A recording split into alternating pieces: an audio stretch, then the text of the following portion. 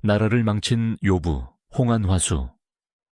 명나라가 무너지고 청나라가 들어서는 거대한 격동기에 이 모든 비난은 한 여인을 향했습니다. 그녀는 경국지색, 나라를 기울게 할 미모라 불렸고 한 장수의 마음을 뒤흔들어 나라의 운명을 바꾸었다고 기록되었습니다.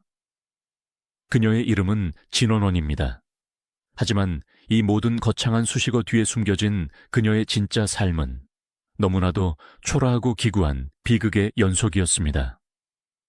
그녀의 원래 이름은 형원이었습니다. 1623년경 명나라 말기의 문화 중심지였던 장수성에서 태어났습니다. 그녀의 아버지는 가난한 노동자 계층의 작은 상인이었고 어머니는 그녀를 낳은 직후 세상을 떠났습니다.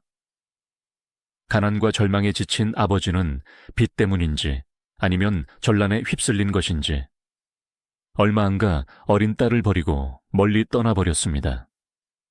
하루아침에 고아가 된 어린 형원은 이모에게 맡겨졌습니다.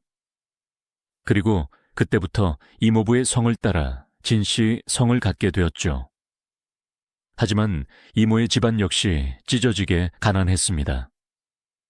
명나라 말기에 극심한 혼란과 기근 속에서 어린 소녀의 목숨값은 헐값이었습니다. 결국 그녀가 10살 남짓 되었을 때 이모 부부는 더 이상 이 판화를 감당할 수 없어 그녀를 수조 후 도와 오거리에 한 기원에 팔아넘기고 맙니다. 10살짜리 소녀가 물건처럼 팔려간 그곳은 당대 중국에서 가장 크고 화려한 유흥가였습니다. 하지만 그 화려함 뒤에는 잔인한 생존 법칙이 있었습니다. 기원에 들어간 순간부터 진원원은 인간이 아닌 상품으로 취급받았습니다. 이곳은 단순한 유흥가가 아니었습니다. 부유한 권력가들과 교양 있는 사대부들의 마음을 사로잡을 수 있는 최고급 예술 상품을 만들어내는 공장이었습니다. 살아남기 위해 그리고 더 비싼 값에 팔리기 위해 어린 진원호는 지옥 같은 훈련을 견뎌야 했습니다. 그녀는 검은고, 바둑, 시, 그림, 이른바 금기서화를 모두 익혔습니다. 이것은 부잣집 교수들이 배우는 교양과는 차원이 달랐습니다. 손가락이 부르트도록 검은고 줄을 튕겨야 했고 고객의 마음을 꿰뚫어 보기 위해 바둑을 배웠습니다. 진원호는 특히 예술, 그 중에서도 공옥과 이양 같은 강남 지역의 고전, 극에서 천부적인 재능을 보였습니다. 그녀의 목소리는 청가하면서도 깊은 울림이 있었고 자태는 우아했습니다. 특히 그녀가 고전 로맨스 소설인 서상기의 무대에 올라 여주인공의 사랑을 이어주는 영리한 하녀 홍랑 역할을 맡으면 그 노래와 연기에 넋을 잃지 않는 이가 없었다고 합니다. 당대의 유명한 시인 추추는 그녀의 재능을 보고 극찬을 아끼지 않았습니다. 심지어 기원에서 닥칠지 모를 위협에 대비해 스스로를 지키기 위한 무술까지 익혔다고 전해집니다.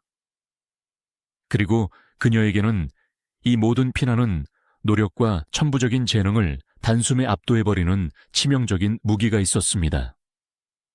바로 신이 빚어낸 듯한 경국경성의 미모였습니다. 수많은 기록들은 그녀의 아름다움을 꽃처럼 밝고 눈처럼 눈부시다고 묘사합니다. 피부는 백옥처럼 희고 몸매는 가녀렸으며 칠흑 같은 머릿결은 가을 호수처럼 부드러웠다고 합니다. 무엇보다 보는 이의 마음을 어지럽히는 깊고 매혹적인 눈빛을 가졌습니다. 당대의 한 문인은 그녀를 이렇게 평가했습니다. 노래 솜씨는 천하제일이요. 그 미모 또한 천하제일이다. 재능과 외모가 완벽하게 조화를 이룬 것입니다. 14살 무렵 진원호는 마침내 강남 제일의 미인이자 최고의 기녀로 이름을 날리기 시작했습니다. 그녀의 노래 한 곡을 듣고 그녀의 얼굴 한 번을 보기 위해 수많은 왕족과 귀공자, 돈 많은 상인들이 수조로 몰려들었습니다. 그녀는 강남에서 가장 비싼 상품이 되었습니다.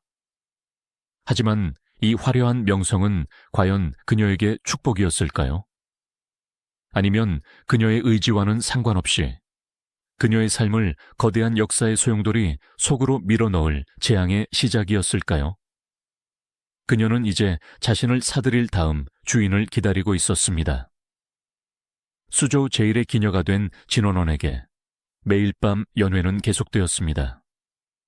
그녀의 노래 한 곡을 듣기 위해, 그녀의 춤사위 한 번을 보기 위해 강남의 부호들은 청음을 아끼지 않았습니다. 그녀는 수많은 남성들의 칭송과 욕망의 대상이었지만 그 누구도 그녀를 인간으로 대하지는 않았습니다. 그녀는 그저 가장 아름답고 가장 비싼 유흥거리일 뿐이었습니다. 매일 밤 화려한 비단 옷을 입고 짙은 화장을 한 채 웃음을 팔아야 했던 진원호는 10살의 팔려와 10수년을 오직 타인의 욕망을 채우기 위해 훈련받은 이 지긋지긋한 기녀의 신분을 벗어던지고 단 하루라도 자유를 꿈꾸었을 것입니다. 그러던 어느 날 기회가 찾아오는 듯 했습니다. 간금 지역의 한 관원이었던 공약부라는 자가 그녀의 명성을 듣고 찾아와 막대한 돈을 지불하고 그녀를 속량, 즉 기녀 신분에서 해방시켜 자신의 첩으로 삼겠다고 나섰습니다.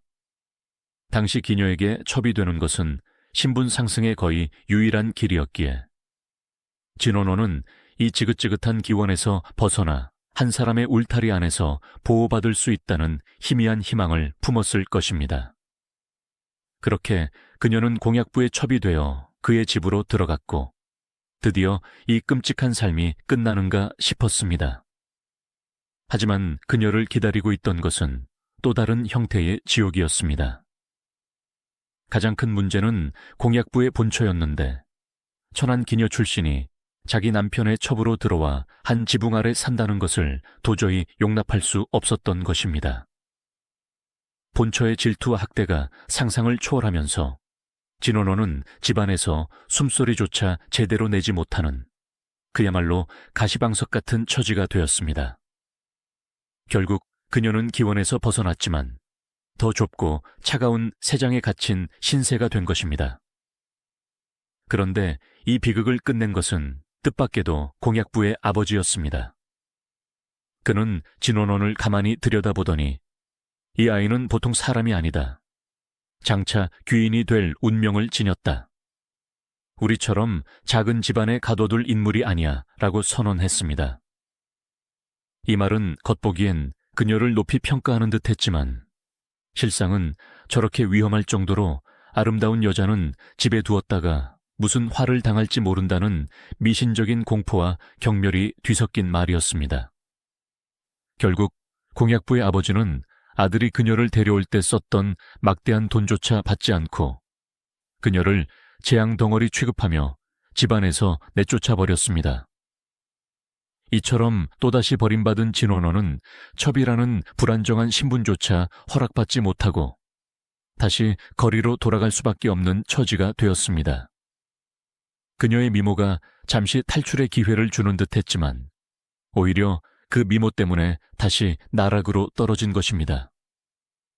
귀인이 될 운명이라는 말은 그녀에게는 저주나 다름없었습니다. 첫 번째 좌절을 맛본 진원원의 마음은 황폐해졌지만 바로 이 절망의 순간 그녀의 인생에서 어쩌면 유일했을지도 모르는 진짜 사랑이 찾아옵니다. 상대는 바로 당대 강남이 자랑하는 뛰어난 시인이자 서예가였던 모상이었습니다. 그는 다른 남자들처럼 그녀의 외적인 미모에만 정신이 팔린 것이 아니라 그녀의 노래 속에 담긴 슬픔과 시 속에 담긴 자유에 대한 갈망, 즉 그녀의 내면을 꿰뚫어 보았습니다.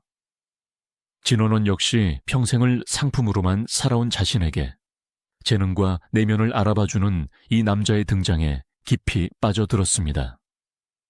신분을 초월한 두 사람은 예술이라는 공감대 속에서 불꽃처럼 사랑하며 밤새도록 시를 주고받고 검은고를 연주하며 서로의 마음을 확인했습니다. 이 사랑은 단순한 하룻밤의 불장난이 아니어서 모상은 진원원에게 첩이 아닌 정식 아내로서의 결혼을 약속했습니다.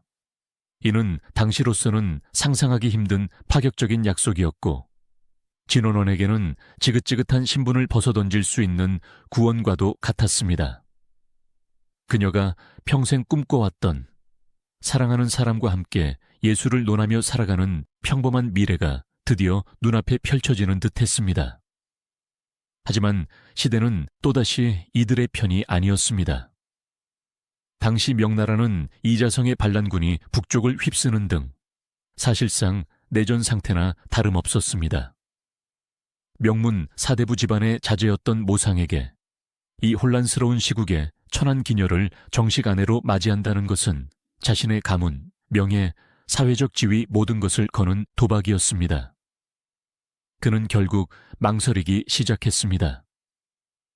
진원원을 사랑했지만 그 사랑 하나로 모든 것을 버릴 용기까지는 없었던 것입니다. 그는 시국이 흉흉하니 나중에 다시 만나자는 식의 핑계를 대며 약속을 미뤘고 결국 전란을 핑계로 그녀의 곁을 떠났습니다. 그렇게 두 사람의 뜨거웠던 사랑과 결혼 약속은 공허한 메아리가 되어 사라져 버렸습니다. 이 배신은 돈 때문에 자신을 샀던 공약부에게 버림받은 것보다 훨씬 더 깊은 상처를 남겼습니다. 진원호는 제주도, 미모도, 진실한 사랑조차도 이 거대한 시대의 벽 앞에서는 아무 소용이 없다는 것을, 그리고 그 누구도 자신을 구원해 줄 수 없다는 것을 차갑게 깨달았을 것입니다. 그녀의 마음은 다쳤고 이제 그녀에게 남은 것은 자신의 의지와는 상관없이 그저 물건으로서의 운명을 받아들이는 것뿐이었습니다. 진정한 사랑이 실패로 돌아간 후 진원원의 운명은 이제 통제 불가능한 거대한 힘에 의해 이끌려가기 시작합니다. 강남 제1미녀라는 그녀의 명성이 마침내 수도 베이징의 최고 권력자 중 한 사람인 전원구의 귀에 들어간 것입니다. 그는 당시 숭정제의 총애를 받던 정희비의 아버지로 황제의 환심을 사 자신의 세력을 더욱 공고히 할 목적으로 전국의 미인들을 물색하고 있었습니다. 그의 눈에 강남 제1진원원이 들어온 것은 어찌 보면 당연한 수순이었습니다. 1604 1200 전원군은 어마어마한 금을 지불하고 진원원의 소유권을 사들였고 그녀는 얼굴도 모르는 권력자의 선물이 되어 정든 강남을 떠나 머나먼 베이징으로 끌려가야 했습니다. 전홍후의 저택에서 그녀는 다른 기녀들과 함께 황제를 모시기 위한 궁중 예법과 유혹의 기술까지 배워야 하는 그야말로 황제 한 사람을 위한 쾌락의 도구로 다시 만들어지는 훈련을 받았습니다. 드디어 모든 준비가 끝나고 전원군은 의기양양하게 진원원을 궁궐로 들여보내 숭정제에게 바쳤습니다. 하지만 당시 숭정제는 밖으로는 청나라, 안으로는 이자성의 반란군 때문에 나라가 망하기 직전인 피를 말리는 전쟁의 한복판에 있었습니다. 이런 황제 앞에 나타난 진원원의 비현실적인 아름다움은 시름을 잊게 하는 선물이 아니라 오히려 불길한 요물처럼 느껴졌을지도 모릅니다. 결국 숭정제는 그녀를 단 며칠 곁에 두어 보더니 아무 말 없이 그녀를 전홍구의 저택으로 반품시켜버렸습니다. 여기에는 이미 총애받던 정희비에 대한 부담감 혹은 주왕후의 극심한 질투가 작용했다는 설도 있지만 가장 큰 이유는 나라가 망해가는 와중에 여사에게 빠질 여유가 없었던 숭정제 자신의 절박함 때문이었을 것입니다. 그렇게 진원호는 황제에게 반품당한 여자라는 최악의 딱지가 붙은 채 돌아왔고 설상가상으로 그녀를 유일하게 믿고 있던 정희비마저 병으로 세상을 떠나면서 전원군은 하루아침에 모든 권력을 잃고 말았습니다. 황제와의 연결고리가 끊어진 전홍후의 손에는 이제 애물단지가 된 진원원만 남았습니다. 그는 그녀를 다른 곳에 팔아넘길 수도 내쫓을 수도 없었기에 결국 황제에게 바치려 했던 선물을 자신의 첩으로 삼아버렸습니다. 진원원의 삶은 다시 한번 끝 모를 나락으로 떨어져 권력을 잃고 시리에 빠진 늙은 남자의 저택에 완벽하게 갇힌 신세가 되었습니다. 아무도 찾아오지 않는 화려하지만 텅 빈 방 안에서 그녀는 황금 세장에 갇힌 자신의 처지를 한탄하는 시를 지으며 고독한 시간을 보냈습니다. 그녀는 이 깊고 어두운 절망 속에서 자신의 삶이 이대로 끝날 것이라 생각했을지도 모릅니다. 하지만 그녀는 몰랐습니다. 이 절망의 밑바닥에서 그녀의 운명을, 아니 명나라 전체의 운명을 송두리째 뒤바꿔버릴 한 남자가 그녀를 향해 폭풍처럼 다가오고 있었다는 것을 말입니다. 진원원이 전원구의 저택에서 죽은 듯이 숨어 지내던 무렵, 명나라의 운명은 이자성의 반란군이 베이징 코앞까지 진격해오면서 그야말로 바람 앞에 등불이었습니다. 모든 관리들이 공포에 떨었고, 특히 전원군은 반란군의 제1호 표적이 될 것이 뻔했기에 살기를 찾아야 했습니다. 그가 마지막으로 의지할 수 있었던 인물은 바로 명나라 최후의 희망이자 최고의 영웅, 산해관의 총지휘관 오삼계였습니다. 당시 30대 초반의 젊은 장군이었던 그는 북방의 청나라를 맡고 있던 엘리트 군인이자 벼슬은 최고에 오르고 아내는 전설적인 미인 음녀와 같은 여자를 얻겠다는 엄청난 야망의 소유자였습니다. 마침 이자성의 위협 때문에 잠시 베이징에 들어와 있던 오삼계에게 공포에 질린 전원구가 접근하여 자신의 가문과 재산을 지켜달라고 애원하며 성대한 연회를 베풀었습니다. 그리고 이 연회에 전원구는 자신이 가진 비장의 무기, 즉 창고에 처박아 두었던 진원원을 꺼내 들었습니다. 아무런 감정 없이 또 한 번의 유흥을 위해 무대에 오른 진원원이 검은고를 연주하며 노래를 부르기 시작하자 그 순간 오삼계의 눈이 그녀에게 고정되었습니다. 그는 숨이 멎는 듯 했습니다. 그가 평생 꿈꿔왔던 바로 그 음녀화, 전설 속의 미인이 자신의 눈앞에 나타난 것입니다. 이것은 모상이 느꼈던 낭만적인 사랑과는 질적으로 다른, 저 여자는 내 것이 되어야 한다는 강렬한 정복욕이었습니다. 연회가 끝나자마자 오삼계는 전원구에게 그녀를 요구했고, 처음에는 그녀가 늙은이의 처비자 황제에게 반품당한 흠집 많은 상품이라 망설였지만 그의 소유욕은 이성을 압도했습니다. 바로 그때 이자성의 군대가 베이징 성문 앞까지 다가왔다는 급보가 날아들자 다급해진 전원군은 오삼계의 바짓가랑이를 붙잡고 살려달라고 애원했습니다. 오삼계는 이 기회를 놓치지 않고 당신을 지켜주는 대신 진원원을 주시오라는 조건을 내걸었습니다. 결국 전원군은 자신의 목숨을 구하기 위해 분노를 삼키며 자신의 첩이었던 진원원을 오삼계에게 선물로 넘겨주었습니다. 진원원은 또다시 보호비 명목의 물건처럼 거래된 것입니다.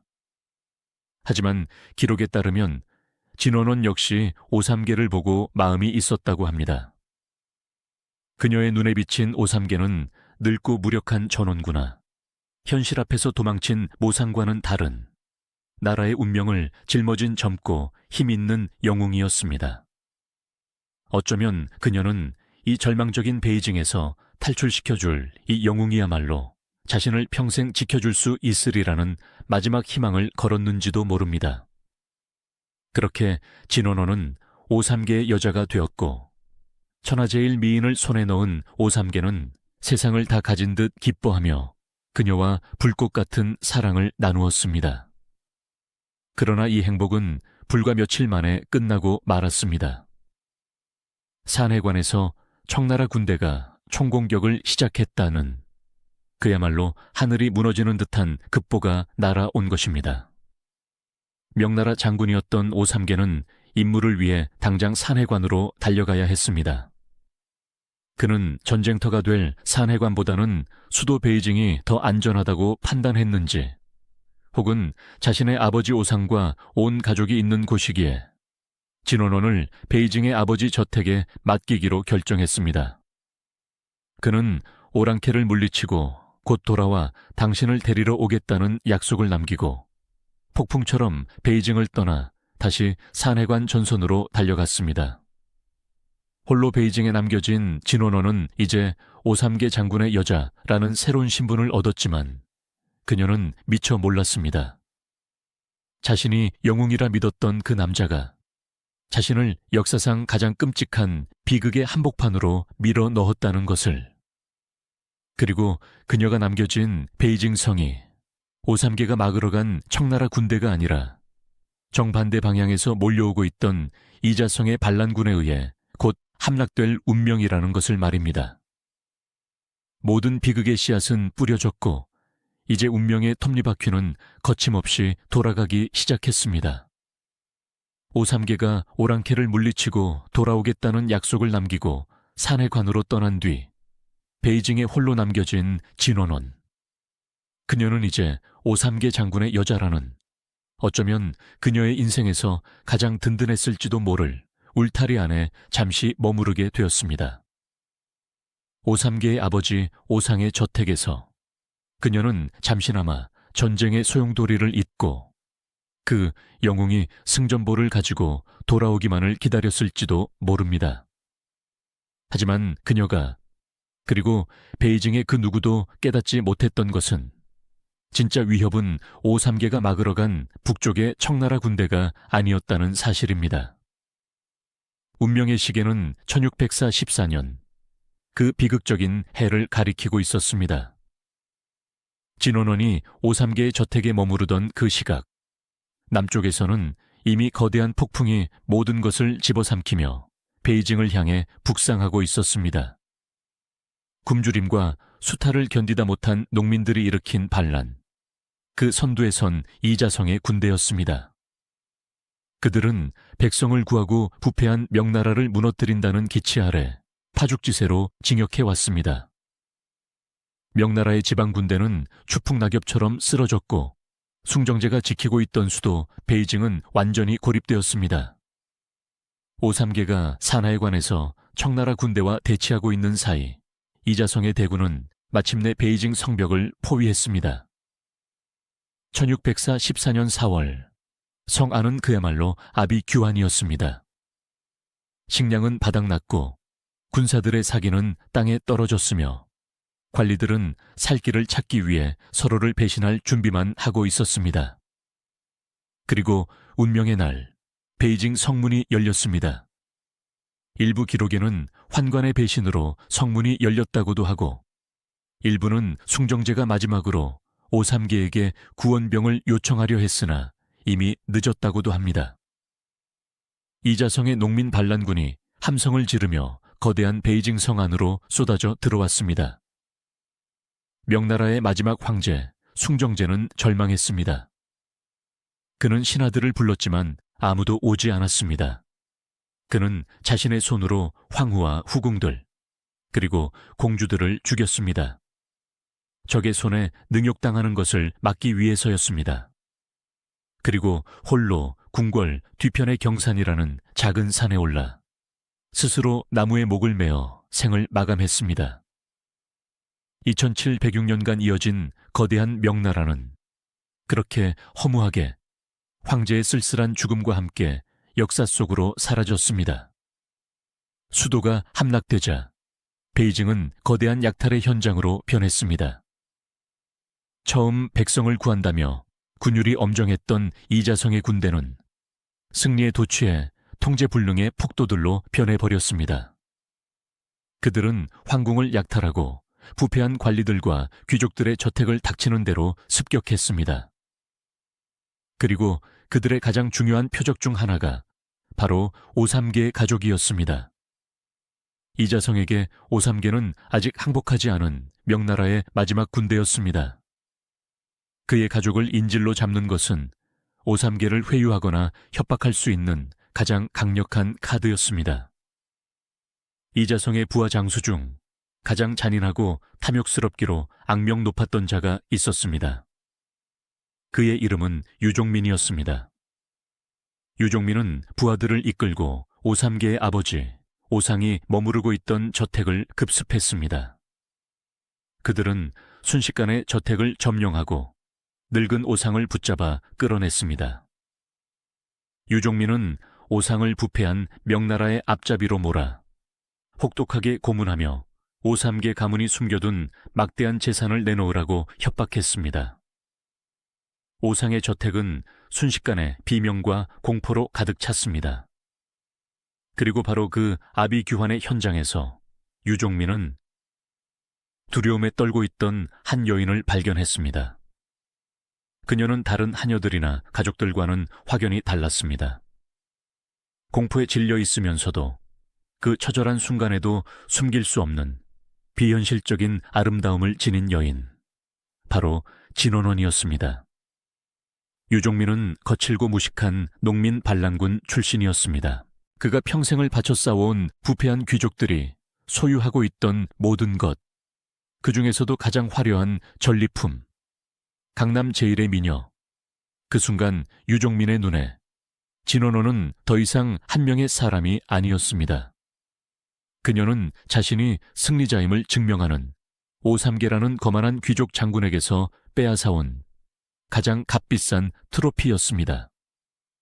역사의 기록은 이 순간을 명확하게 전하지 않습니다. 유종민이 그녀를 그 자리에서 강제로 범했는지, 아니면 그저 전리품으로서 자신의 막사로 끌고 가 첩으로 삼았는지는 분명하지 않습니다. 하지만 분명한 것은 단 하나입니다. 진원호는 오삼계의 아버지와 함께 반란군의 수장 유종민의 소유물이 되어버렸다는 사실입니다. 같은 시각 이 모든 끔찍한 사실을 까맣게 모른 채 오삼계는 사내관에서 일생일대의 고민에 빠져 있었습니다. 사내관은 천하의 요새였습니다. 북쪽으로는 험준한 산맥이, 남쪽으로는 거대한 바다가 가로막고 있어 이 좁은 통로만 막으면 만주족은 절대로 중원으로 들어올 수 없었습니다. 오삼계는 바로 이 열쇠를 쥔 사람이었습니다. 그런데 그에게 딜레마가 생겼습니다. 그가 막아야 할 적은 분명 눈앞에 청나라 군대였습니다. 그런데 등 뒤에서 그가 지켜야 할 명나라가 사라져버렸습니다. 베이징이 이자성에게 함락되고 황제가 죽었다는 소식이 산해관에 전해진 것입니다. 오삼계는 이제 명나라의 장군이 아니었습니다. 그는 순식간에 주인 잃은 군대의 우두머리가 되었습니다. 그는 선택을 해야만 했습니다. 그의 앞에는 두 개의 적, 아니 두 명의 새로운 주인 후보가 있었습니다. 첫 번째 선택지는 베이징을 점령하고 순나라라는 새로운 나라를 세운 이자성이었습니다. 비록 농민 반란군 출신이지만 그들은 같은 한족이었습니다. 오랑캐가 아닌 같은 민족의 새로운 황제를 섬기는 것, 그것은 명분상 가장 그럴듯한 선택이었습니다. 두 번째 선택지는 눈앞의 적, 만주족의 청나라였습니다. 그들은 명나라의 오랜 적이었고 문화가 다른 오랑캐였습니다. 그들에게 항복한다는 것은 민족을 배신하는 매국노가 되는 길이었습니다. 하지만 청나라의 실권자, 어린 황제를 대신해 모든 것을 통치하던 섭정왕 도르고는 그 어떤 세력보다 강력하고 조직적인 군대를 가지고 있었습니다. 오삼계는 냉철한 현실주의자였습니다. 그는 저울질을 시작했습니다. 이자성은 이미 중원을 차지했고 청나라는 아직 관문 밖에 있었습니다. 처음에 오삼계는 이자성에게 항복하는 쪽으로 마음을 굳혔습니다. 그는 이미 이자성 측과 협상을 시작했습니다. 명나라의 장수로서의 체면을 세워주고 내 군대와 지위를 보장해준다면 당신의 순나라에 투항하겠다. 이자성 역시 명나라 최정예 부대를 이끌고 있는 오삼계의 투항이 절실했습니다. 협상은 순조롭게 진행되는 듯했습니다. 오삼계는 곧 베이징으로 가 새로운 황제 이자성에게 충성을 맹세할 준비를 하고 있었습니다. 바로 그때였습니다. 협상이 막바지에 이를 무렵 베이징에서 구사일생으로 탈출한 오삼계의 한 하인이 MP2성이가 된 채 산해관의 막사로 뛰어 들어왔습니다. 그는 오삼계 앞에 무릎을 꿇고 울부짖으며 베이징에서 일어난 끔찍한 소식들을 쏟아냈습니다. 장군, 베이징이 함락되었습니다. 황제 폐하께서 승하하셨습니다. 오삼계는 이미 알고 있는 소식이었을 것입니다. 그러나 다음 말이 그의 가슴을 찢어 놓았습니다. 그리고 장군의 아버님 오상대인께서 반란군에게 붙잡히셨습니다. 그놈들이 아버님을 고문하며 돈을 요구하고 있습니다. 오삼계의 얼굴은 하얗게 질렸습니다. 아버지가 인질로 잡혔다는 것은 이자성과의 협상에서 자신이 절대적으로 불리한 위치에 놓였다는 것을 의미했습니다. 하지만 하인의 보고는 끝나지 않았습니다. 그는 차마 입이 떨어지지 않는다는 듯 머뭇거리며 마지막 보고를 올렸습니다. 그리고 장군께서 베이징에 남겨두신 진원원 아씨께서 그놈들의 수장 유종민이라는 자에게 뭐라고 오삼계의 눈이 뒤집혔습니다. 유종민 그 쌍놈이 진아 씨의 미모에 반해 그녀를 강제로 자신의 첩으로 삼았습니다. 순간 오삼계의 막새는 숨막히는 정적이 흘렀습니다. 오삼계는 온몸을 부들부들 떨었습니다. 아버지가 고문을 당했다는 소식보다, 어쩌면 황제가 죽었다는 소식보다 이 마지막 말 한마디가 그의 이성의 끈을 완전히 끊어버렸습니다. 이것은 단순한 여자 문제가 아니었습니다. 그에게 진원호는 그가 평생을 꿈꿔온 음녀화였습니다. 그의 야망의 상징이자 그가 소유한 가장 빛나는 트로피였습니다. 그런데 감히 천안농민 반란군 따위가, 그것도 이자성의 부하 따위가 자신의 소유물에 손을 댔습니다. 그것은 오삼계라는 개인의 자존심을, 그의 남성성을, 그리고 명나라 최고 장군으로서의 체면을 공개적으로 그리고 가장 잔인한 방식으로 짓밟아버린 행위였습니다. 이자성에게 항복한다고 자신의 아버지를 고문하고 자신의 여자를 빼앗아 부에게 하사한 그런 자에게 무릎을 꿇고 충성을 맹세하라고. 오삼계의 분노는 하늘을 찔렀습니다. 그는 협상 문서를 찢어버렸습니다. 유종민, 이자성, 감히 나를 이따위로 모욕해. 너희와 나는 이 하늘 아래에서 함께 살 수 없는 원수다. 그의 분노는 이제 이자성의 순나라를 향했습니다. 하지만 그의 군대만으로는 이미 베이징을 차지한 이자성의 수십만 대군을 상대할 수 없었습니다. 그에게는 이제 단 하나의 선택지만이 남았습니다. 오삼계는 막사로 돌아와 피눈물을 삼키며 붓을 들었습니다. 그는 편지를 썼습니다. 받는 사람은 불과 어제까지 그의 적이었던 국경 밖의 오랑캐, 청나라의 섭정왕 도르곤이었습니다. 편지의 내용은 처절했습니다. 명나라는 이미 망했다. 이자성은 나의 황제와 아버지를 해친 원수다. 청나라 대군이시여, 부디 이 산해관을 넘어 나와 함께 이 원수를 갚아달라. 베이징을 탈환하고 이자성을 죽인다면 이 중원의 모든 것을 기꺼이 당신들께 바치겠다. 그리고 그는 명나라 장군의 상징이었던 자신의 머리카락을 잘라 만주족의 풍습대로 변발을 했습니다. 항복의 증표였습니다. 천하의 요새 산해관의 문을 스스로 활짝 열어젖혔습니다. 훗날 시인 오위업은 이 기막힌 역사의 순간을 이렇게 노래했습니다. 육군이 모두 흰 상복을 입고 황제의 죽음을 슬퍼하는데 충성스럽던 장수, 관이 솟구칠 만큼 분노한 것은 오직 한 미인을 위해서였네. 충관일로위 홍간. 이 시군은 오삼계의 이 거대한 배신 행위가 오직 미인 하나 때문에 일어난 일이라고 역사의 낙인을 찍어버렸습니다. 과연 오삼계는 정말 진원원 한 사람 때문에 자신의 민족과 나라를 팔아넘긴 사랑의 화신이었을까요? 수백 년간 민간 전설과 연극, 소설은 이 로맨틱한 배신을 이야기의 중심에 두었습니다. 사람들은 한 여인의 치명적인 매력이 어떻게 한 영웅을 타락시키고 나라를 무너뜨렸는지에 대해 이야기하기를 좋아했습니다. 하지만 현대의 역사가들은 이 이야기를 전혀 다르게 해석합니다. 그들은 오삼계가 진원원을 사랑했던 것은 사실일 수 있으나 그것이 결정적인 이유는 아니었다고 말합니다.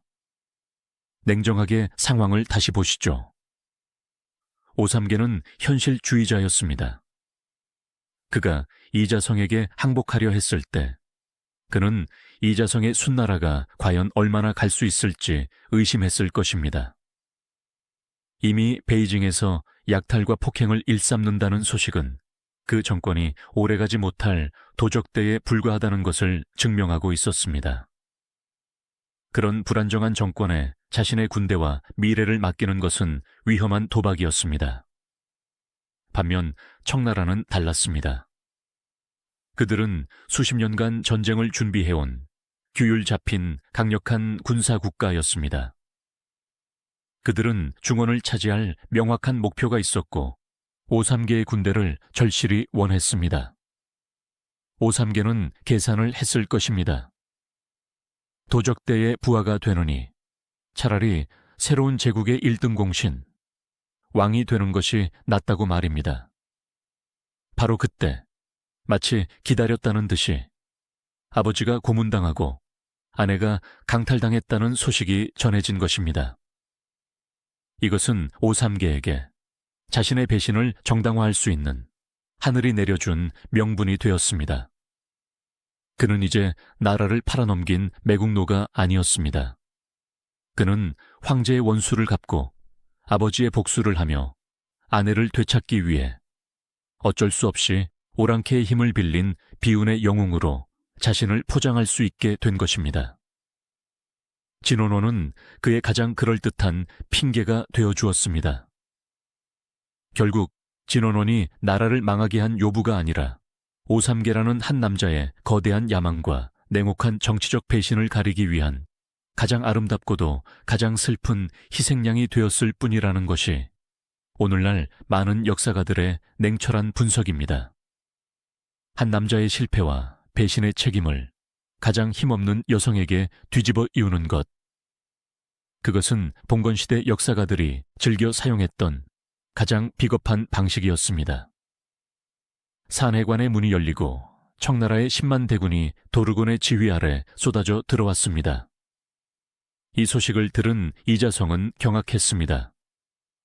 그는 오삼계의 투항을 받아내기 위해 오삼계의 아버지 오상을 인질로 끌고 직접 산해관으로 징역해 왔습니다. 산해관 앞바다가 보이는 평야에서 두 군대가 맞붙었습니다. 이자성은 성벽 위에 오상을 매달고 당장 항복하지 않으면 내 아비의 목을 베겠다고 소리쳤습니다. 오삼계는 피눈물을 흘렸습니다. 하지만 그는 이미 돌이킬 수 없는 강을 건넜습니다. 그는 눈을 감고 아버지께 불효를 저지릅니다 라고 외치며 자신의 군대에게 총공격을 명령했습니다. 이자성은 격노하여 오삼계가 보는 앞에서 그의 아버지 오상을 비롯한 가족 30여 명의 목을 베어버렸습니다.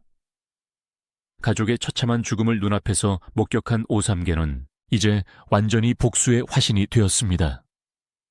그의 군대와 그 뒤를 바치고 있던 청나라의 막강한 8기군 기병대는 이자성의 수십만 대군을 그야말로 괴멸시켜 버렸습니다. 산해관 전투에서 참패한 이자성은 황급히 베이징으로 도망쳤습니다. 하지만 그는 그곳에 머무를 수 없었습니다. 그는 황궁에 불을 지르고 온갖 보물과 함께 진원원을 비롯한 여인들을 데리고 자신의 봉오지였던 서안을 향해 도망치기 시작했습니다. 이제 청나라 군대와 오삼계 연합군 앞에는 아무것도 거칠 것이 없었습니다. 그들은 불타는 베이징에 무혈입성했습니다.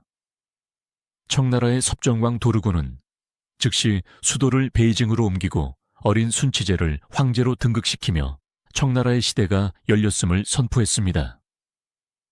오삼계는 청나라의 개국공신이 되었습니다. 하지만 그는 기뻐할 수 없었습니다. 그는 베이징에 입성하자마자 황궁의 잿더미 속을 미친 듯이 뒤지기 시작했습니다. 진원원, 그의 마지막 희망, 그가 이 모든 것을 감수한 명분, 그녀를 찾아야 했습니다. 그는 이자성이 그녀를 데리고 서안으로 도망쳤다는 것을 알게 되었습니다. 그는 도르곤에게 이자성을 추격하게 해달라고 간청했습니다. 그는 황제의 원수를 갚는다는 명분을 내세웠지만 그의 진짜 목적은 오직 진원원을 되찾는 것이었습니다. 오삼계의 추격은 집요했습니다.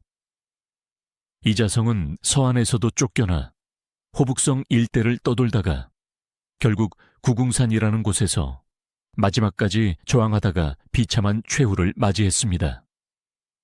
드디어 원수를 갚은 오삼계. 하지만 그는 이자성의 시체 더미 속에서도 그가 끌고 갔던 여인들 속에서도 진원원을 찾을 수 없었습니다. 그녀가 전쟁통에 죽었을까? 아니면 혼란 중에 어디론가 사라져 버렸을까? 오삼계는 절망했습니다. 그가 이 모든 것을 바쳐 얻으려 했던 단 하나를 잃어버렸다고 생각했습니다. 그렇게 시리에 빠져 있던 어느 날, 한 남자가 그를 찾아왔습니다. 곽씨 성을 가진 하인이었습니다. 그는 오삼계에게 믿을 수 없는 소식을 전했습니다. 장군, 진아 씨께서 살아계십니다. 그의 말에 따르면 진원원은 이자성의 군대가 베이징을 탈출하던 그 혼란스러운 순간 기적적으로 탈출에 성공했다는 것입니다. 그녀는 모든 것을 잃고 베이징 외곽의 한 허름한 민가에 자신의 신분을 숨긴 채 숨어 지내고 있었습니다. 오삼계는 기쁨을 감추지 못했습니다. 하늘이 무너졌다가 다시 솟아나는 기분이었을 것입니다.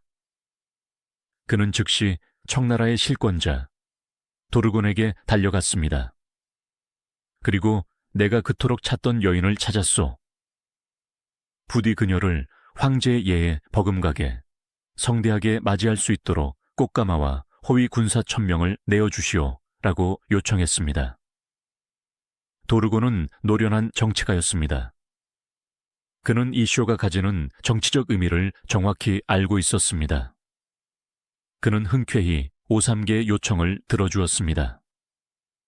오삼계가 미인을 되찾았다는 소문은 청나라가 오삼계의 복수를 도와주었다는 것을 상징적으로 보여주는 최고의 선전이었기 때문입니다. 성대한 행렬이 진원원이 숨어있던 민가로 향했습니다. 진원원은 자신을 데리러 온 그 화려한 행렬과 그 앞에 서 있는 오삼계를 보고 무슨 생각을 했을까요? 자신을 영웅이라 믿었던 그 남자는 이제 오랑캐의 앞잡이가 되어 있었습니다. 자신의 아버지를 죽게 만들고 자신의 나라를 팔아넘긴 배신자가 되어 있었습니다. 하지만 그녀에게 다른 선택지가 있었을까요? 그녀는 묵묵히 청나라가 보낸 꽃감에 올랐습니다. 도르고는 이 두 사람의 감격적인 재회를 축하하기 위해 성대한 연회를 직접 열어주었습니다. 이 자리에서 도르고는 오삼계를 만인이 보는 앞에서 평서왕, 즉 서쪽을 평정한 왕이라는 황족 다음가는 최고의 자귀에 봉했습니다. 그리고 진원원을 왕비로서 오삼계에게 하사했습니다. 이 연회는 단순한 재회의 기쁨을 나누는 자리가 아니었습니다. 그것은 철저하게 정치적인 쇼였습니다. 진원호는 이제 오삼계가 청나라에 바친 충성의 대가로 되돌려받은 가장 화려한 전리품이 되었습니다. 그녀의 존재는 오삼계가 청나라의 왕이라는 것을 증명하는 상징이 되었습니다. 오삼계는 그토록 원했던 음녀화를 마침내 손에 넣었습니다.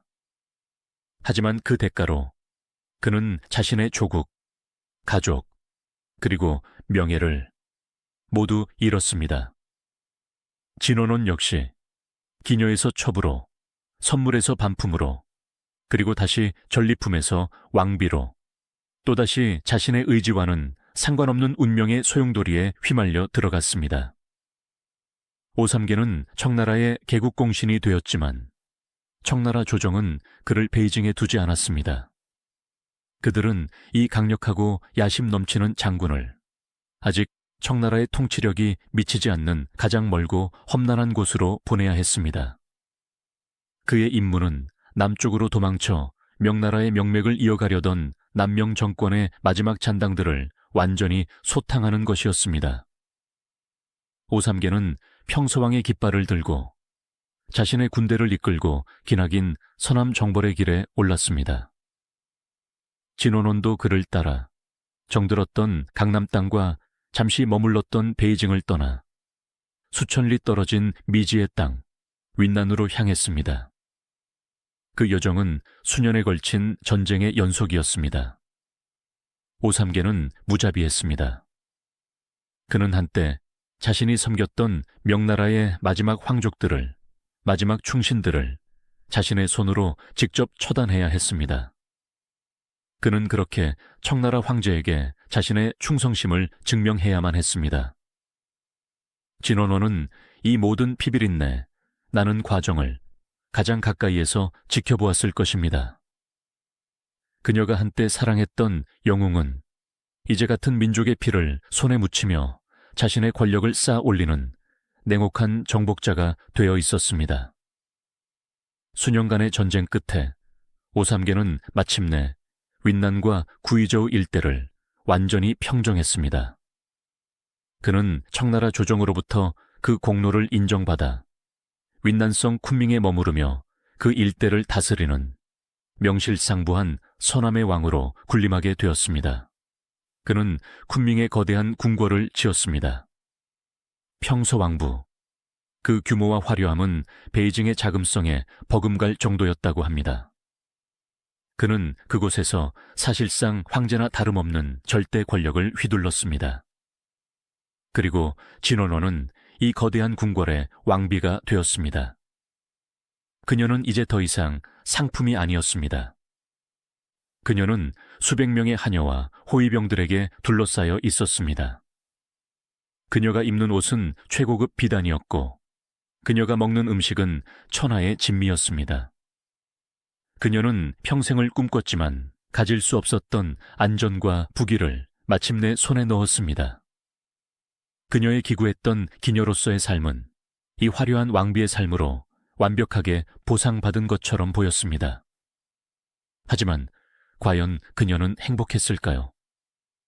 그녀가 살고 있는 쿤밍은 그녀의 고향 강남과는 너무나도 먼 말 그대로 하늘 끝 이역만리였습니다. 음식도 기후도 사람들의 말씨도 모두 낯설었습니다. 그녀는 이 거대한 궁궐에 완벽하게 고립되었습니다. 더욱 그녀를 고통스럽게 한 것은 그녀가 누구의 아내인가 하는 점이었습니다. 그녀는 매국노 오삼계의 아내였습니다. 한때 명나라의 백성이었던 윈난 사람들의 눈에 그녀는 오랑캐를 끌어들인 원흉의 짝으로 비쳤을지도 모릅니다. 그녀는 어디에도 속하지 못하는 이방인이었습니다.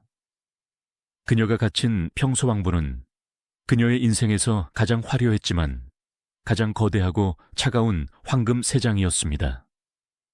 그녀는 이 세장 속에서 자신이 왕비라는 이름으로 또다시 소유되었음을 깨달았을 것입니다. 그녀의 눈부신 미모는 그녀를 이 머나먼 이국의 감옥에 묶어두는 족쇄였습니다. 오삼계는 변했습니다. 아니, 어쩌면 그의 본 모습이 드러난 것인지도 모릅니다. 그는 평생의 야망을 모두 이루었습니다. 명나라 시절에는 감히 상상도 못했던 왕의 자리에 올랐고 천하제일의 미인 진원원을 소유했습니다. 그는 윈난이라는 자신만의 왕국에서 더 이상 두려울 것이 없는 절대 권력자가 되었습니다. 권력은 부패하기 마련이고 만족을 모르는 남자의 욕망은 끝이 없었습니다. 그토록 열망하고 심지어 나라까지 배신하며 되찾으려 했던 진원원.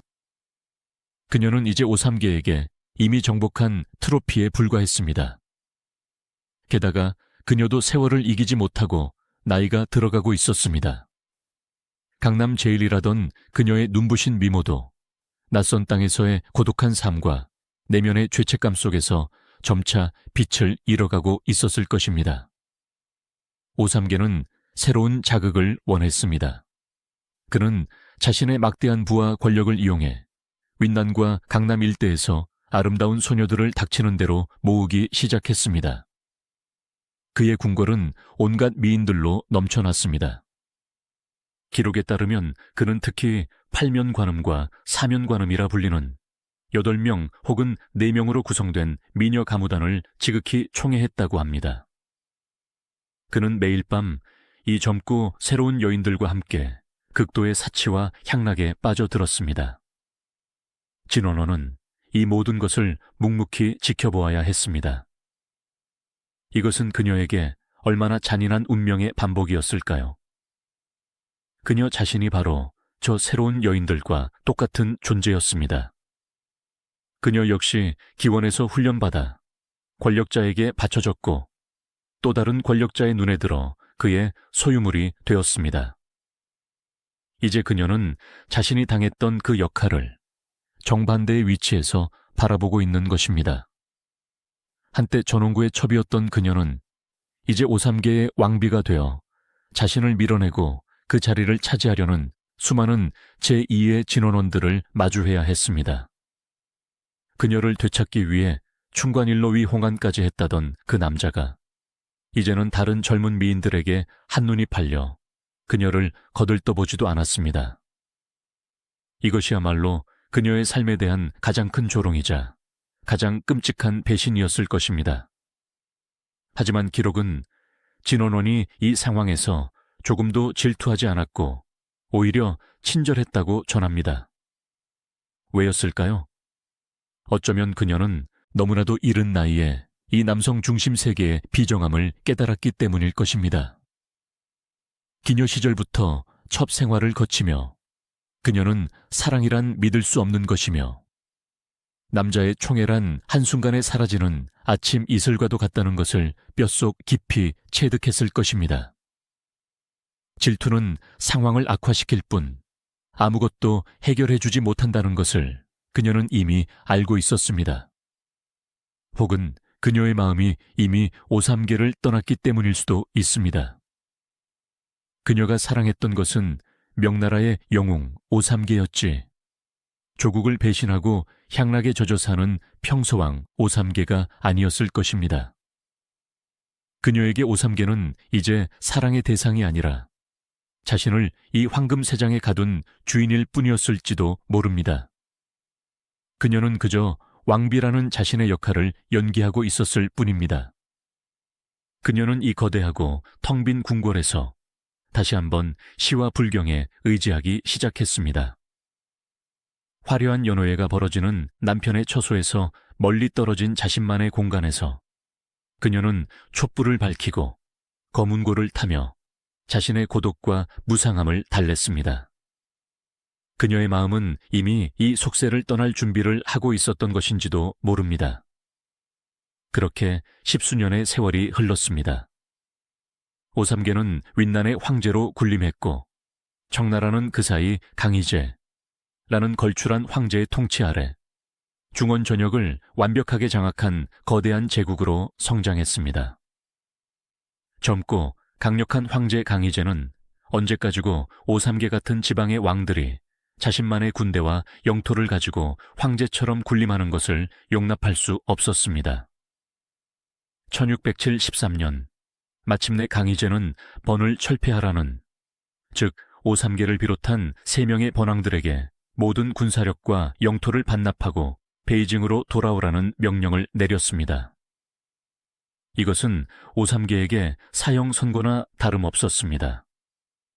60세가 넘은 오삼계는 모든 것을 잃고 베이징으로 끌려가 감시 속에서 여생을 마칠 것인지 아니면 이 모든 것을 걸고 청나라에 마지막으로 맞설 것인지 일생일대의 마지막 선택을 강요받았습니다. 그의 야망은 늙지 않았습니다. 그는 반란을 선택했습니다. 그는 청나라가 자신을 배신했다며 청나라를 몰아내고 명나라를 부흥시킨다는 실로 기가 막힌 명분을 내걸었습니다. 자신이 명나라를 멸망시킨 장본인이면서 말입니다. 그가 반란을 준비하며 군대를 모으고 있을 때 이 소식을 들은 단 한 사람, 진원원이 그의 처소를 찾아왔습니다. 총애가 식은 지 오래되어 수년간 그와 얼굴조차 제대로 마주하지 않았을지도 모르는 그녀였습니다. 그녀는 늙어버린 영웅 앞에 엎드려 눈물로 호소했다고 합니다. 왕야, 부디 멈추십시오. 천명은 이미 청나라에 있습니다. 이것은 단순한 여인의 감상적인 만류가 아니었습니다. 진원호는 자신의 두 눈으로 명나라가 어떻게 무너졌는지를 똑똑히 본 사람이었습니다. 그녀는 부패하고 무능한 정권이 백성들의 원한 속에서 어떻게 무너지는지를, 그 혼란 속에서 얼마나 많은 사람이 죽어나가는지를 뼈저리게 경험했습니다. 그리고 그녀는 지금 청나라가 강희제의 통치 아래 얼마나 강력하고 안정적인 제국을 이루었는지도 보고 있었습니다. 오삼계의 반란은 명분도 없고 승산도 없는 그저 수많은 백성의 피를 또다시 흘리게 할 무모한 도박임을 그녀는 직감적으로, 아니 역사적 경험으로 알고 있었던 것입니다. 그녀는 오삼계를 만류한 것이 아닙니다. 그녀는 또 다른 전쟁을, 또 다른 멸망을, 또 다른 아비규환을 막으려 했던 것입니다. 그녀는 자신과 그리고 이 땅의 백성들이 자신이 겪었던 그 끔찍한 지옥을 다시 겪게 하고 싶지 않았습니다. 하지만 오삼계의 귀에는 그녀의 진심 어린 충고가 들리지 않았습니다. 그는 그녀를 차갑게 밀어내며 이렇게 말했다고 전해집니다. 여자가 감히 대사를 논하는가? 이 말 한마디는 진원원의 가슴에 남아있던 마지막 미련마저 산산조각 냈을 것입니다. 자신을 얻기 위해 나라를 배신했다던 그 남자는 이제 그녀의 지혜와 경고를 그저 여자 따위의 잠꼬대로 치부해버렸습니다. 그녀는 그에게 음녀와도 왕비도 아니었습니다. 그녀는 그저 아무것도 모르는 여자일 뿐이었습니다. 진원호는 조용히 물러났습니다. 그녀는 이제 알았습니다. 이 남자는, 그리고 이 거대한 궁궐은 곧 다가올 거대한 불길 속에서 모두 타버릴 운명이라는 것을. 그녀는 이제 자신만의 마지막 탈출을 준비해야 했습니다. 1673년 오삼계는 마침내 3번의 난의 기치를 들었습니다. 그는 스스로 대원수가 되었고 나중에는 아예 주나라라는 새로운 나라를 세우고 황제의 자리에까지 올랐습니다. 그의 반란은 초기의 무서운 기세로 청나라를 위협했습니다. 하지만 그것도 잠시, 막강한 청나라의 국력과 강희제의 치밀한 전략 앞에 오삼계의 군대는 점차 수세에 몰리기 시작했습니다. 남편이 황제 노름에 빠져 마지막 불꽃을 태우고 있던 그 무렵, 진원호는 오삼계를 다시 찾아갔습니다. 그녀는 이번에는 만류하지 않았습니다. 그녀는 그저 한 가지를 청했습니다. 속세를 떠나 출가하게 해주십시오. 불교의 비구니가 되거나 도교의 도사가 되어 이 피비린내 나는 속세와의 연을 끊겠다는 마지막 통보였습니다. 오삼계는 이 기묘한 요청을 허락했습니다. 어쩌면 전쟁에 미쳐 그녀에게 신경 쓸 여유가 없었을 수도 있고, 어쩌면 자신의 반란에 불길한 소리만 하던 그녀가 궁궐에서 사라져 주기를 바랐을지도 모릅니다. 그는 쿤밍 외곽의 한적한 곳에 그녀가 머무를 작은 도관을 지어주었습니다. 진원호는 그토록 화려했던 왕비의 비단옷을 벗어던졌습니다. 수십 년간 자신을 올가매었던 그 모든 보석과 장신구를 풀어 헤쳤습니다. 그리고 그녀는 가장 단순하고 거친 무명옷 한 벌을 걸치고 자신의 머리카락을 잘랐습니다. 그녀는 스스로에게 적정이라는 법명을 내렸습니다. 고요하고 고요하다. 모든 소리가 끊어진 적막함. 그것은 그녀가 평생을 갈망했던 단 하나의 것이었습니다. 형원이라는 이름으로 태어나 진원원이라는 이름의 상품으로 팔려 다녔고 평소왕비라는 이름의 전리품으로 갇혀 살았던 그녀. 그녀는 마침내 그 모든 이름을 버리고 적정이라는 이름의 한 인간으로 돌아간 것입니다. 그녀는 이 작은 도관에서 매일 경을 외우고 향을 피우며 자신의 지나온 기구한 삶을 반추했습니다. 그녀를 요부라 손가락질했던 세상의 소리도, 그녀를 소유하려 했던 남성들의 욕망도, 그리고 그녀를 파멸로 이끈 오삼계의 전쟁 함성도 이곳까지는 닿지 못했습니다. 그녀는 이 거친 무명옷 속에서 비로소 그녀의 인생 처음이자 마지막 자유와 평화를 찾았을 것입니다. 그녀가 적정의 삶을 살고 있던 1678년 오삼계는 황제를 칭한 지 불과 몇 달 만에 쿤밍에서 병으로 급사했습니다. 그가 일으켰던 거대한 반란은 구심점을 잃고 급격히 무너지기 시작했습니다. 1681년 강희제가 보낸 청나라 대군이 마침내 쿤밍을 함락시켰습니다. 오삼계의 손자는 스스로 목숨을 끊었고 오삼계의 남은 일족은 남녀노소를 불문하고 모조리 처형당했습니다. 오삼계의 시신은 무덤에서 파헤쳐져 그 유골이 청나라 전역에 뿌려지는 부간참시라는 가장 끔찍한 형벌을 당했습니다. 평소왕부, 그 화려했던 황금세장은 불길 속에서 잿더미가 되었습니다. 그렇다면 진원호는 어떻게 되었을까요? 그녀의 마지막은 그녀의 삶만큼이나 기구하고 여러 갈래의 이야기로 전해집니다.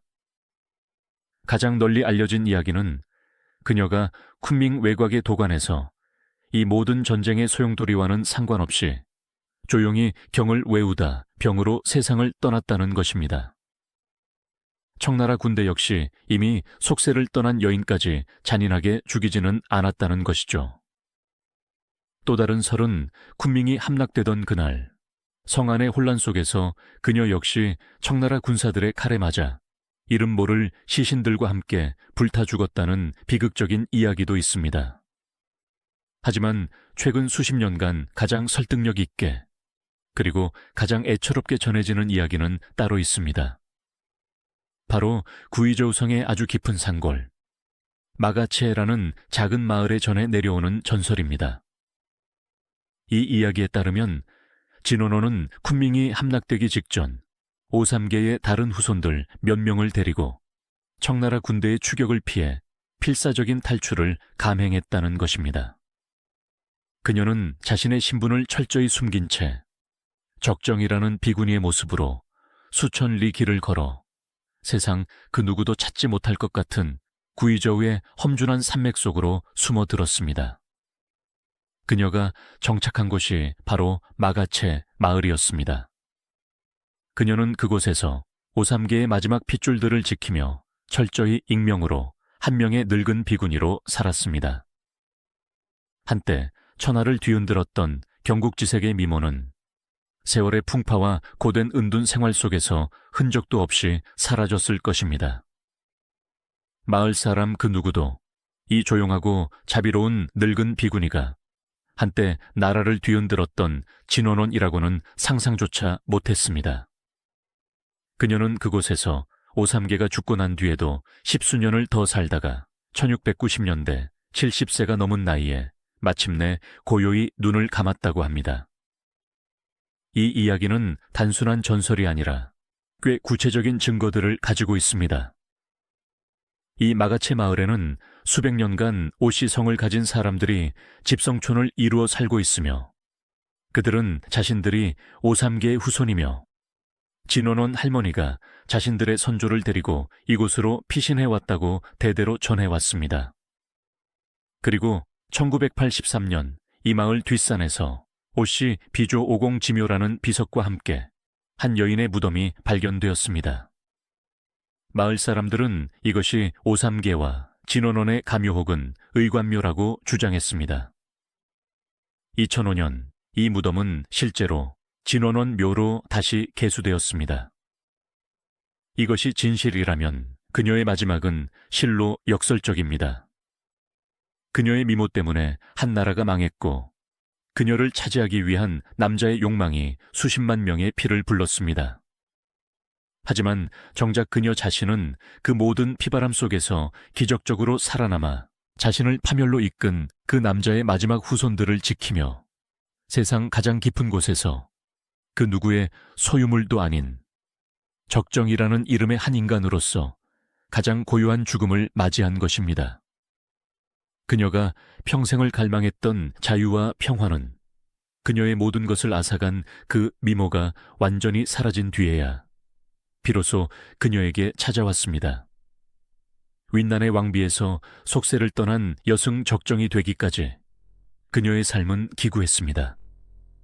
하지만 그녀가 죽은 뒤에도 역사는 그녀를 명나라 멸망의 원흉이라는 경국지색의 낙인 속에 가두었습니다. 하지만 이는 가장 잔인한 오해였습니다. 명나라는 그녀 때문에 망한 것이 아니라 이미 기근과 부패, 내분으로 스스로 붕괴한 상태였습니다. 오삼계는 미인 때문에 분노한 영웅이 아닌 자신의 야망을 위해 민족을 배신한 냉혹한 현실주의자였습니다. 충관일로 위홍가는 그의 거대한 배신을 복수로 포장하고 무능한 황제와 관리들의 책임을 덮기 위한 완벽한 핑계였습니다. 진원호는 원인이 아니라 남성들의 실패를 가리기 위한 가장 편리한 희생양이었습니다. 그녀의 유일한 죄는 그 거대한 폭풍 속에서 너무나도 아름다웠다는 것뿐입니다.